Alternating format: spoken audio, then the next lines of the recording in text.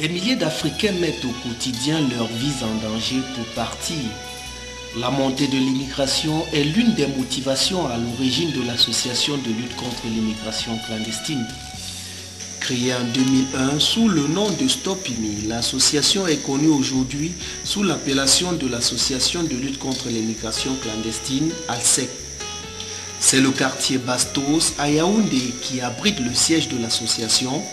Elle doit sa survie et son efficacité à la jeunesse de ses membres, leur dévouement au travail et sa détermination à lutter non pas contre l'immigration, mais précisément contre l'immigration clandestine. Ici, l'on s'est donné 3 axes prioritaires d'action, parmi lesquels la sensibilisation. C'est au collège Charles Tangana que la caravane amorce son intervention dans les établissements secondaires. Ce fut alors un grand moment d'échange entre les membres de l'association et les élèves. Parce que si on entre dans le type de la morale, on aura plus de chances d'avoir un emploi par rapport aux blancs. Je pense que l'immigration clandestine, ce n'est pas une bonne chose. Chacun doit rester dans son pays. Même s'il y a la guerre, même s'il y a le travail, chacun doit rester chez lui. Il faut aimer son pays. Il faut aimer son pays. Comme nous sommes au Cameroun, même s'il y a quoi, on ne peut pas quitter le Cameroun.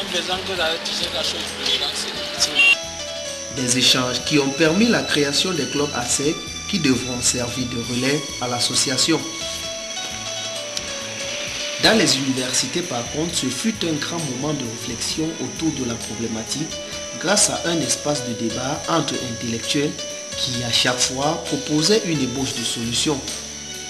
Le quartier Ntaba fut le point de départ du concept des ateliers populaires pour plusieurs raisons. Eh bien, les ateliers populaires, je peux dire pas d'un constat. Dans nos activités de sensibilisation, nous avons d'abord commencé par organiser des conférences.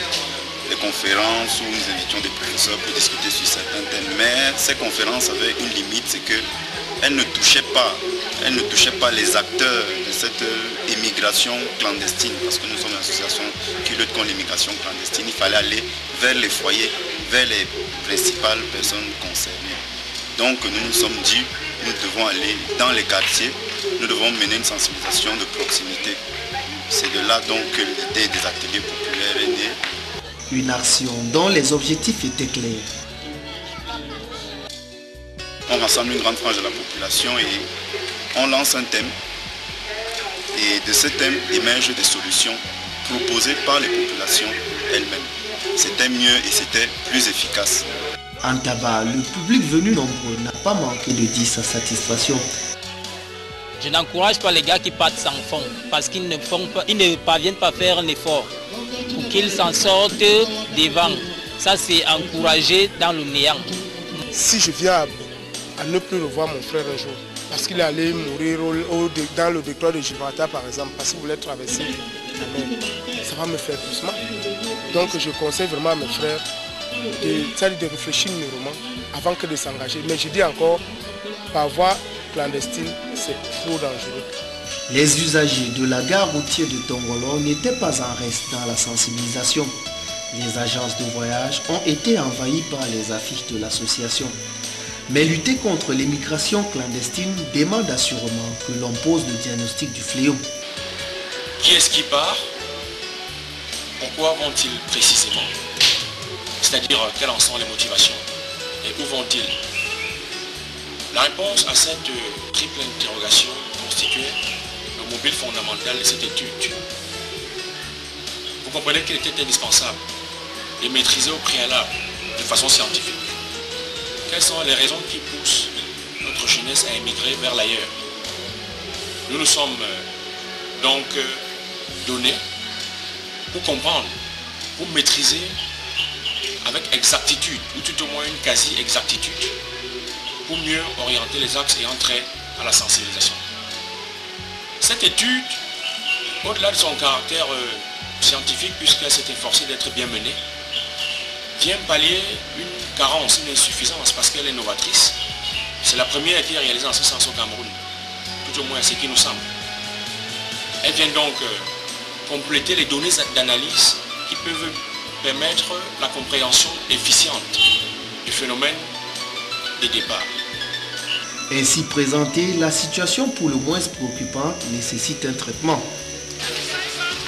Ayant par exemple maîtrisé que les parents sont à bien des égards source de départ, parce que finançant à une échelle significative les départs, nous verrons dans quelle mesure est-ce que nous devons associer les parents, la cellule familiale, pour mener de nouvelles formes de sensibilisation. Nous songeons d'ailleurs à ce sujet à nous rapprocher du ministère de la promotion de la femme et de la famille pour organiser des activités, des actions près des tontines, au niveau des APE, parce que les parents sont des acteurs à l'immigration. L'étude ainsi menée permet de proposer quelques solutions. Nous ne condamnons pas l'immigration de façon systématique. Quand elle devient clandestine, elle pose des problèmes. C'est un phénomène aux effets corrosifs et honteux, tant pour nous que pour les terres de destination. Il est fortement question, dans ce sens, d'imaginer des actions intelligentes, urgentes, qui peuvent permettre une meilleure prise en charge ou une insertion des jeunes à travers la création, à travers le taux-emploi. Nous avons, sous d'autres cieux, préconisé que les jeunes se regroupent dans le cadre des initiatives collectives pour penser l'emploi d'une façon renouvelée. Nous interpellons également le gouvernement de la République afin qu'il se préoccupe fondamentalement, afin qu'il marque davantage d'intérêt aux questions ayant trait à l'immigration des jeunes.